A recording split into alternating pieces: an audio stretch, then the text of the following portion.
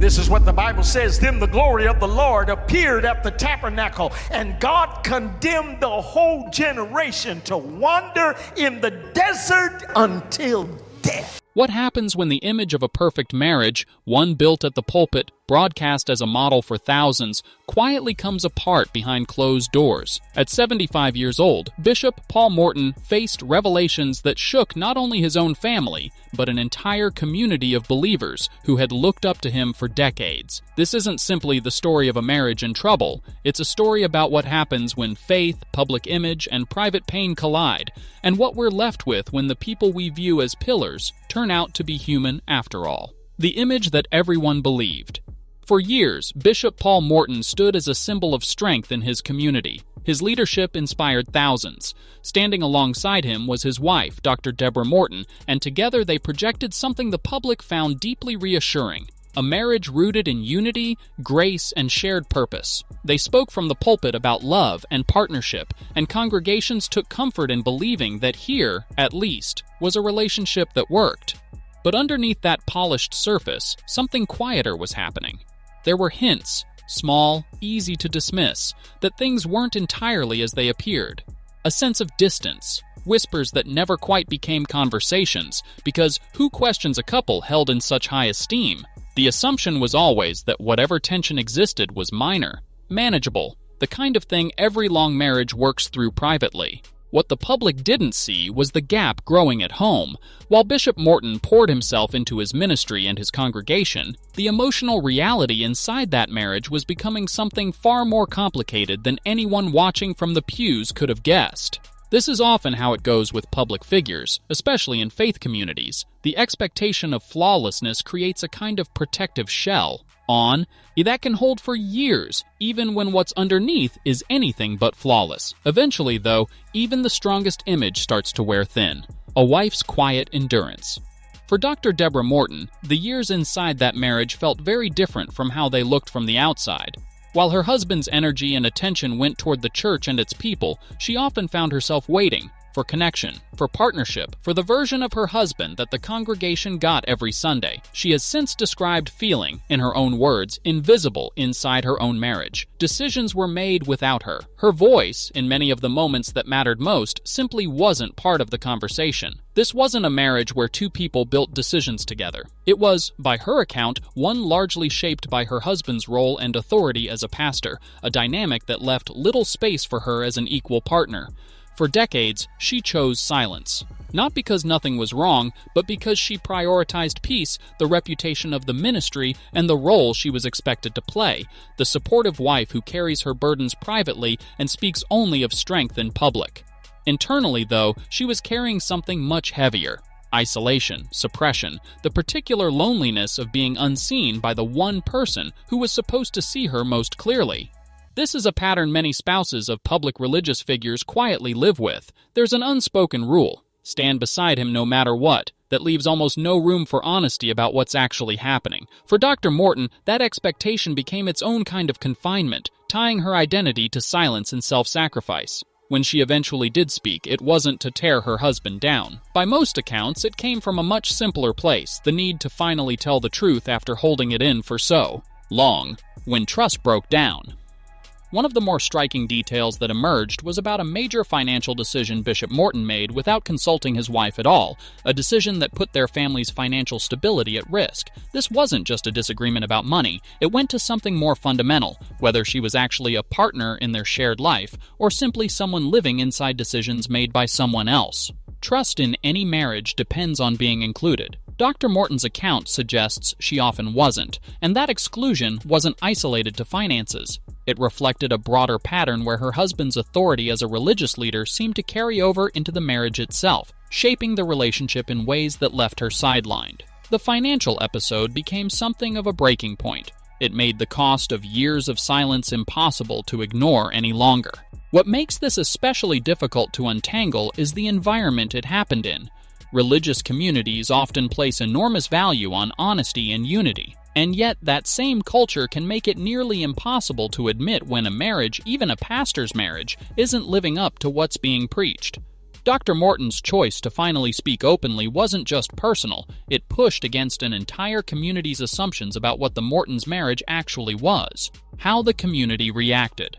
When Dr. Morton's story became public, the response was immediate and intense. Reactions split in almost every direction. Some people were heartbroken, struggling to square the loving image they'd believed in with what they were now hearing. Others were angry, not necessarily at the marriage itself, but at the years of silence, feeling as though something had been hidden from them. A portion of the public pushed back hard against Dr. Morton herself, accusing her of damaging her husband's reputation. And the churches standing by speaking out at all, and alongside that criticism came a different chorus, people calling her brave, saying her honesty was long overdue. What happened next was bigger than the Mortons. Their story became a kind of mirror. People began sharing their own experiences of pain hidden behind a public face of faith and stability. Stories that had gone unspoken for the same reasons Dr. Morton's had. A private struggle became a much larger conversation about what's actually expected of people in religious leadership and of their spouses. Inside the congregation itself, something shifted too. Members who had sensed tension over the years but never felt able to say anything began speaking up. Some admitted they'd noticed signs they hadn't understood at the time. Signs that, in hindsight, looked like quiet calls for help. Dr. Morton also revealed something that added real weight to the story. She had sought help privately before and had been advised, more than once, to stay quiet for the sake of the ministry and to protect her husband's image. That detail alone says a great deal about the pressure placed on women in religious spaces to put reputation ahead of their own well-being, the apology, and the doubt that followed. In the aftermath, Bishop Morton did something unusual for him. He stood in front of his own congregation, at the same pulpit where he'd preached for years, and spoke directly about his failures. He admitted he wasn't a perfect man. He acknowledged causing real pain to the person he loved most. It was a different kind of public statement than anything he'd offered before. Visibly unscripted, visibly difficult. The response to that moment was mixed. Some people were moved by a leader willing to admit fault publicly. Others asked a harder question. Why now? Why did it take public revelation for this honesty to surface at all? That timing left a layer of skepticism that an apology alone couldn't erase. Many in the community felt the same way, that an apology, however sincere, isn't the same as change. Real repair would require something sustained, visible, consistent, not just words from a pulpit, but a demonstrated shift in how the marriage actually functioned going forward. The community split over how to respond. Some leaned toward grace, pointing out that pastors are human and capable of growth like anyone else. Others stood firmly behind Dr. Morton, insisting that enduring pain quietly for the sake of public image was never something that should have been expected of her in the first place. Through it all, Bishop Morton stayed visible rather than retreating. He kept preaching, brought in guest pastors to share pulpit duties, and began attending counseling. Whether that was enough remained an open question for a lot of people watching. They wanted to see whether the change would actually hold over time, not just in the immediate aftermath. Meanwhile, Dr. Morton's voice took on new weight in the congregation. She was invited to speak, not simply as the bishop's wife, but as a woman who had lived through something painful and come out the other side with something to say. People listened differently to her after that. A slow, imperfect kind of healing. Healing, predictably, wasn't simple or fast. Not everyone in the community was ready to forgive or move forward, and some people quietly stepped away, disappointed by what they'd learned or unconvinced things would really change. There was no tidy resolution here. What emerged instead looked more like a beginning, one that held both pain and accountability at the same time, with an uncertain road ahead.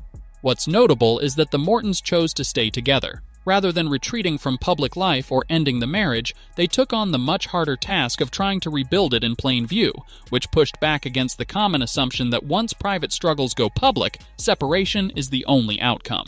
Bishop Morton's posture changed in the process. The image of the flawless leader gave way to someone visibly working through his own shortcomings. Softer, more transparent, both at home and within the church. Counseling became part of his routine. Dr. Morton, for her part, stopped being simply the bishop's wife in people's eyes and became someone whose own voice and experience carried independent weight. Their story rippled outward, into conversations in living rooms, prayer groups, and online spaces where other people quietly recognized pieces of their own experience.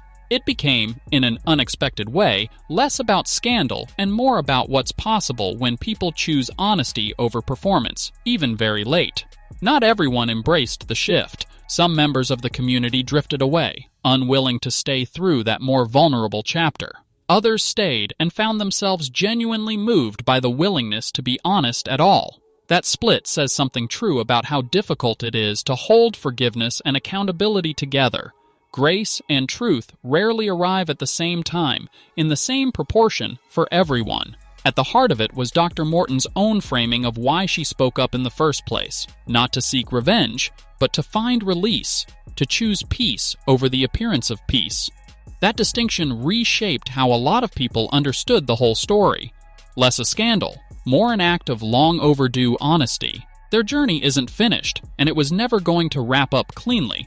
But the Morton's story leaves behind a lesson that reaches well beyond their own marriage. Silence isn't strength, and the people we place on pedestals are still, underneath everything, human, capable of struggle, capable of failure, and capable of the harder work of repair. Healing here was never neat, but it was real, and for a community that had spent years believing in an image, that reality may matter more than the image ever did.